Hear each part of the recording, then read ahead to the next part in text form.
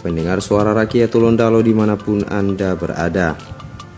Sehari usai serah terima jabatan Gubernur Gorontalo, penjabat Gubernur Gorontalo Ismail Pakaya kunjungi kantor perwakilan Badan Pertanahan Nasional atau BPN Gorontalo yang berada di Jalan Brigjen Piola Isa Selasa 16 Mei 2023. Kunjungan penjagut Ismail dalam rangka untuk memastikan kondisi pertanahan yang ada di wilayah Provinsi Gorontalo. Kepala Kantor Wilayah Badan Pertanahan Nasional Provinsi Gorontalo Eri Julianti pas sore saat diwawancarai usai kunjungan mengatakan, masalah pengurusan bidang pertanahan akan menjadi fokus dan pokok perhatian pemerintah ke depan untuk mencapai target 100% pendaftaran bidang tanah di tahun 2025 mendatang. Hal itu sejalan dengan program nasional pendataan tanah 100% tahun 2025.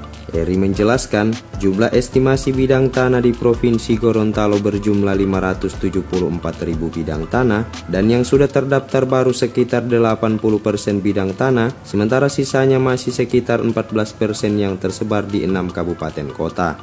Olehnya itu, ini akan menjadi perhatian khusus penjagut Ismail yang nantinya akan turun secara langsung ke lapangan untuk mengecek dan memastikan kendala yang ditemui petugas di lapangan. Pertama yang dibicarakan itu terkait dengan kondisi pertanahan yang ada di Gorontalo. Jadi seperti jumlah bidang tanah yang ada, estimasinya berapa, lalu yang sudah terdaftar berapa. Jadi estimasinya itu ada 574.000 bidang, yang sudah terdaftar sudah 86%.